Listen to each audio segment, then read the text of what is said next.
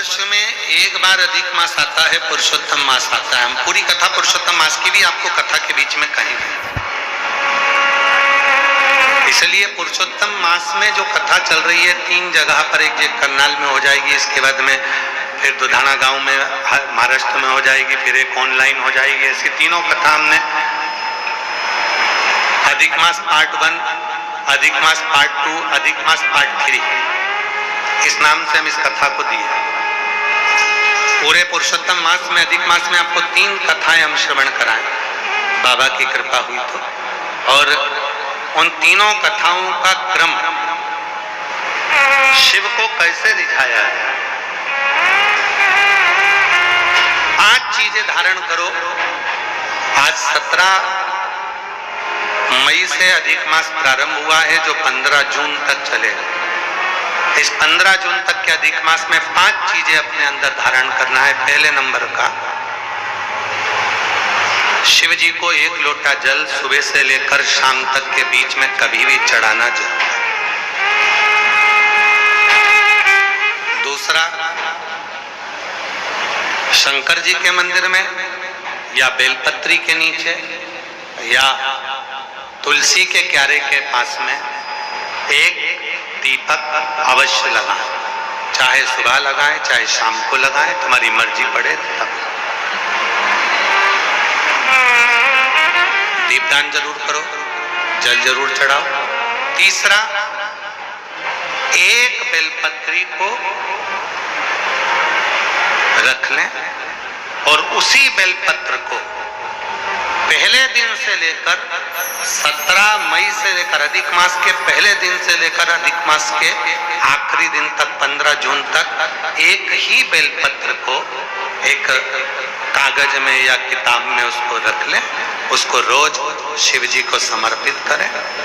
श्री शिवाय नमस्तुभ्यम बोलकर अपनी कामना करें।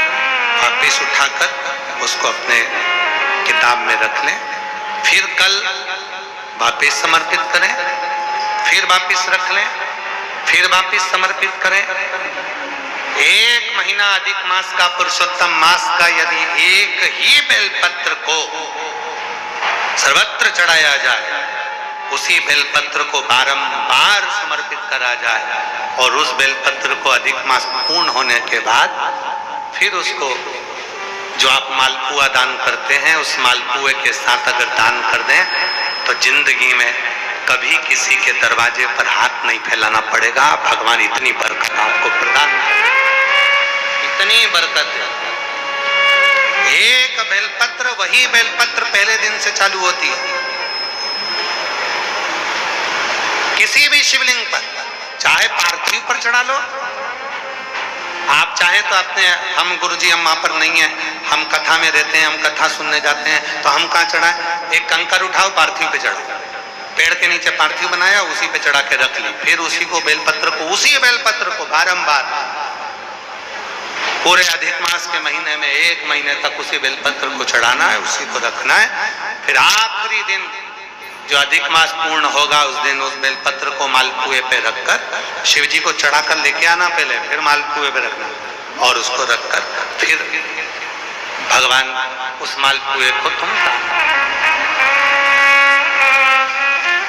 मालपुआ दान नहीं कर सकते तो तुम बतासे दान कर दो, पर मीठे के साथ उस बेलपत्र को दान किया जाए।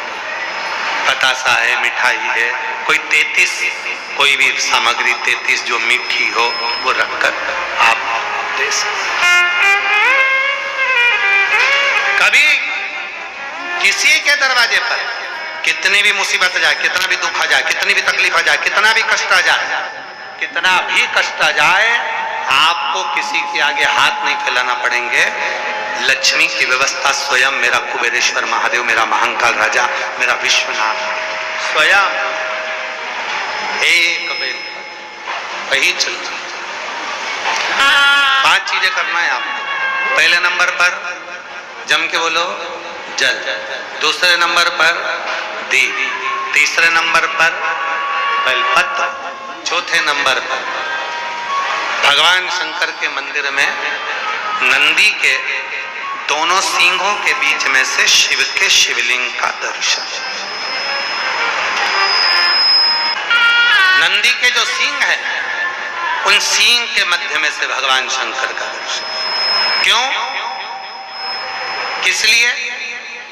अगर पुरुषोत्तम मास में, अधिक मास में हम नंदी के दोनों सींगों के बीच में से शंकर के शिवलिंग का दर्शन कर लेते हैं, तो अपने अंतिम सांस तक शरीर के अंदर कोई बड़ी बीमारी कभी नहीं आती, कोई गंभीर बीमारी कभी नहीं।